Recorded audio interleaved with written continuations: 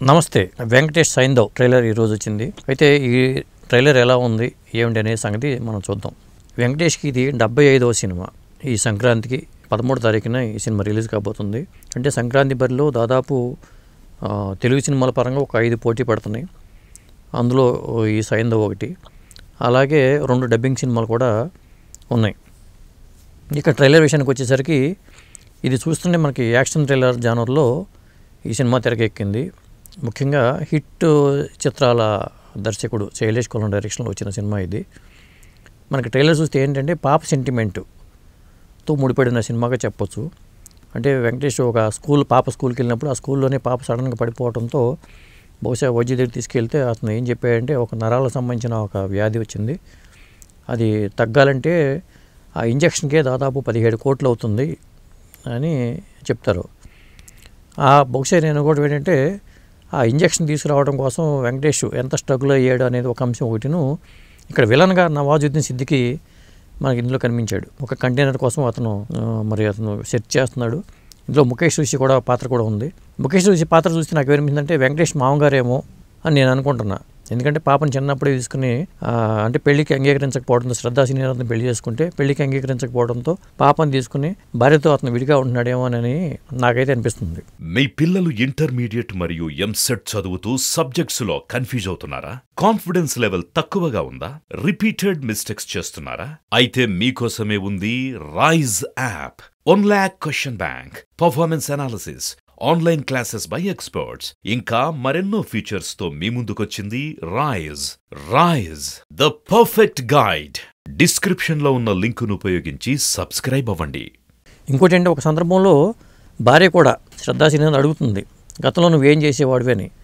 అంటే ఒక flash back story మన లియోలో విజయ్ లాగాను భాషాలో రజనీకాంత్ లాగాను ఉండే ఒక పవర్ఫుల్ పాత్ర గతంలో ఆయన ఫ్లాష్ బ్యాక్లో గతంలోకి వెళ్ళేసరికి అతను ఒక మంచి స్థాయిలో పోలీస్ ఆఫీసర్ కావచ్చు, లేకపోతే ఇతరత్ర ఒక మంచి బ్యాక్గ్రౌండ్ ఉన్న వ్యక్తిగా మనం అనుకోవచ్చు. ఎందుకంటే అతను గన్ పేల్చిన విధానం కానీ అవన్నీ చూస్తుంటే మరి వీటితో అతనికి ఒక మంచి పవర్ఫుల్ బ్యాక్గ్రౌండ్ అయితే ఉందనేది స్పష్టంగా కనిపిస్తుంది.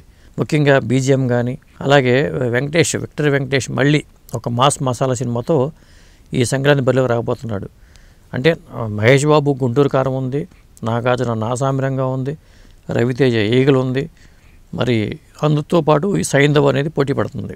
ఇక 2 డబ్బింగ్ సినిమాలు ఉన్నాయి. వీటిని ఎదుర్కొంటూ ఈ సైంధవుడు ఎంతగా విజృంభిస్తాడనేది చూడాలి. ఎందుకంటే వెంకటేష్ కూడా ఒక మంచి హిట్ కోసం ఎదురు చూస్తున్న టైం ఇది. దానికి తగ్గట్టుగా ఈ ట్రైలర్ చూస్తే మనకి ఏంటంటే యాక్షన్ మసాలా అంశాలన్నీ చాలా ఉన్నట్టు ఉన్నాయి దీంట్లో. అది ఎందుకోసం జరిగింది ఏంటి అనేది మనకి అర్థం కావట్లేదు. కానీ పాప అంటుంది, నాన్న ఉంటే నాకు భయం లేదు, నాన్న ఉంటే నాకేం కాదు, మా నాన్న ఒక సూపర్ హీరో, ఇలాంటి మాటలన్నీ పాప అనడంతో పాప దృష్టిలో వాడు నాన్న ఎలాంటి వాడు అనేది మనకు అర్థమవుతుంది.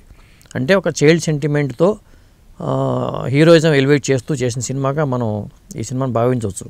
సినిమా ట్రైలర్ చూసిన తర్వాత ఏంటంటే గట్టి పోటీ ఇస్తుంది ఈ సంక్రాంతి బరిలో అనేది మనకు అర్థమవుతుంది. దాదాపు 3 నిమిషాల ట్రైలర్ ఇది. ఆ ట్రైలర్ చూసుకుంటే మంచి అట్రాక్టివ్గా ట్రైలర్ని కట్ చేసిన విధానం అయితే మనకు ఉంది. మరి ఫ్యామిలీ సెంటిమెంట్తో ఉండే సినిమా ఇది. పైగా వెంకటేష్ ఫ్యామిలీ ఆడియన్స్ అభిమానులు ఎక్కువ ఉన్నారు. మరి సంక్రాంతి బరిలో మరి విజేత ఎవరనేది ఒక ఆసక్తికరమైన అంశం. ఎందుకంటే గుంటూరు కారం మహేష్ బాబు సంగతి తెలిసిందే, సూపర్ స్టార్. అలాగే నాగార్జున కూడా హిట్ కోసం తప్పిస్తున్న ఆసామిరంగా అంటూ వస్తున్నాడు, ఎవరో తగ్గట్లేదు. అలాగే ఇంకోటి ఏంటంటే హనుమాన్ అనేది తేజ సజ్జాది సినిమా ఉంది, దాని మీద కూడా భారీ అంచనాలు అయితే ఉన్నాయి. మరి ఎన్ని సినిమాల్లో సక్సెస్ అవుతాయి, మరి ఎన్ని ఫెయిల్ అవుతాయి, లేకపోతే అన్నీ సక్సెస్ అవుతాయా, ఇలాంటి అంశాలన్నీ చాలా ఇంట్రెస్టింగ్ ఉంటాయి. ఎందుకంటే సంక్రాంతి సీజన్ అనేది సినిమాలకి ఎందుకంటే వసూళ్ళ పరంగా చూసుకుంటే ఎక్కువ డబ్బులు కలెక్ట్ చేయడానికి అవకాశం ఉన్న ఒక పీరియడ్ ఇది. కాబట్టి సంక్రాంతి బరి మీదే ఈ సంక్రాంతి పందింగ్ కోళ్ల మీదే అందరూ దృష్టి ఉంటుంది సినిమా పరంగా. మరి గత సంక్రాంతులు చూసుకున్నాం మనం, ఎన్ని 200 కోట్లు 150 కోట్లు 200 కోట్లు కొలగొట్టిన సినిమాలు గతంలో ఉన్నాయి. మరి ఈసారి అంతటి విజయం ఎవరిని వరుస్తుంది అనేది మనం చూడాలి. Thank you.